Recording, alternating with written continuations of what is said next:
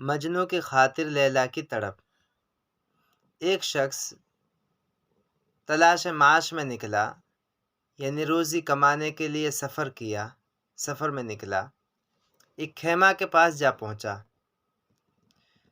جو گڑا ہوا تھا، نصب تھا۔ یہ شخص بارش میں گھر چکا تھا، اس لیے اس نے خیمہ کا رخ کیا کہ خیمہ میں اندر چلا جاؤں کہ بارش سے بچ جاؤں۔ اس بندے نے وہاں جا کر کچھ کھکارا، یعنی کچھ آواز کی خیمہ کے قریب جا کر۔ تو اس کے جواب میں عورت نے کہا کہ اتر آؤ، خیمے میں آ جاؤ۔ اندر سے عورت بولی۔ یہ شخص اتر گیا۔ شام کو خیمے میں اونٹ اور بکریاں اور ان کے چرواہے بھی آ گئے کہ اونٹ بھی بہت، بکریاں بھی بہت، چرواہے بھی کافی تھے۔ تو اس عورت نے اپنے غلام سے کہا، اپنے نوکر سے کہا کہ اس جوان سے پوچھو یہ کہاں سے آیا ہے۔ تو یہ شخص کہنے لگا میں نے جلدی سے کہا کہ میں تو نجد کے علاقے سے آیا ہوں، یمامہ سے آیا ہوں، نجد سے۔ تو اس عورت نے کہا نجد کے کون سے علاقے تم نے دیکھے ہیں اور نجد کے کون سے شہر تم نے دیکھے ہیں؟ اس شخص نے کہا، اس مسافر نے، میں نے نجد کے سارے علاقے دیکھے ہیں، سارے شہر دیکھے ہیں۔ اس خیمہ والی عورت نے کہا کہ تم کس کے یہاں ٹھہرے ہو نجد میں؟ اس مسافر شخص نے کہا کہ میں بنو عامر کے قبیلے میں ٹھہرا تھا۔ اس خیمے والی عورت نے درد بھری آہ کھینچی۔ تو اس خیمے والی عورت نے پوچھا بنو عامر کے کس قبیلے کے پاس ٹھہرے ہو؟ اس مسافر نے کہا بنو حریش کے پاس ٹھہرا ہوں۔ تو اس خیمے والی عورت کے آنسو امنڈ آئے، یعنی آنسو بھر آئے آنکھوں میں۔ اس خیمے والی عورت نے پوچھا کیا تم نے اس جوان کا ذکر سنا ہے جس کا نام قیس ہے اور لقب مجنوں ہے؟ مجنوں کا نام قیس تھا، کہ اس کا ذکر سنا ہے؟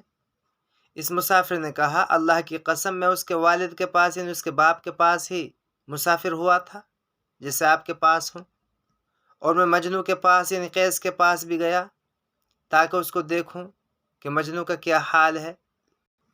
وہ بیچارہ جنگل میں وحشی جانوروں کے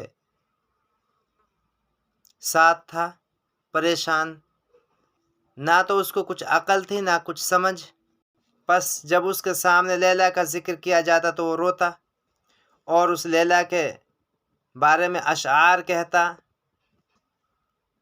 اس مسافر نے کہا کہ اس عورت نے پردہ ہٹا دیا میرے بیچ سے اور اپنے بیچ سے، اور وہ خیمے والی عورت رونے لگ گئی، لمبے لمبے سانس بھرنے لگی، بہت روئی، کافی دیر ہو گئی روتے روتے۔ مسافر کہتا ہے کہ میں سمجھا اس کا دل ٹکڑا ٹکڑا ہو گیا۔ اب اس مسافر نے کہا اس خیمے والی عورت سے کہ اللہ کی بندی، اللہ سے ڈرو، میں نے کوئی غلط بات تو آپ سے کہی نہیں ہے، آپ بتاؤ میں نے کوئی ایسی بات کہی آپ سے؟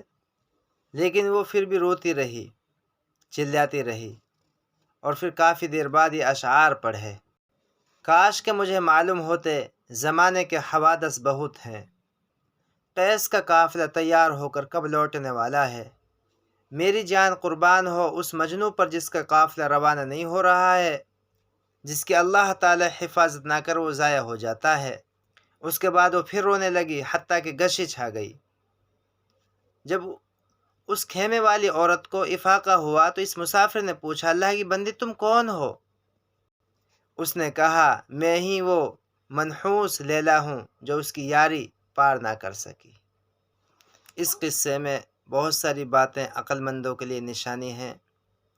اللہ تعالیٰ اپنی محبت کے علاوہ ہمارے دل کو کسی کی محبت نہ لگے، اللہ کی محبت ہمارے دل میں سما جائے اور اللہ کے رسول کی محبت ہمارے دل میں سما جائے، کیونکہ ساری چیز ساتھ چھوڑ دیتی ہیں، اللہ ساتھ نہیں چھوڑتا۔ اللہ وہاں کام آتا ہے جہاں بندہ بے بس ہو جاتا ہے، یعنی قبر میں۔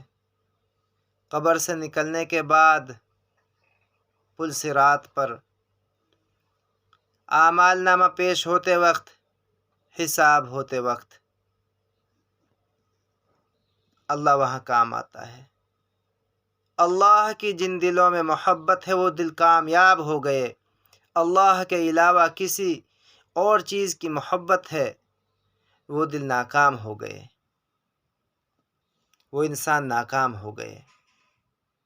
یہ قصہ ہم نے کتاب عشق مجازی کی تباہ کاریوں سے لیا ہے۔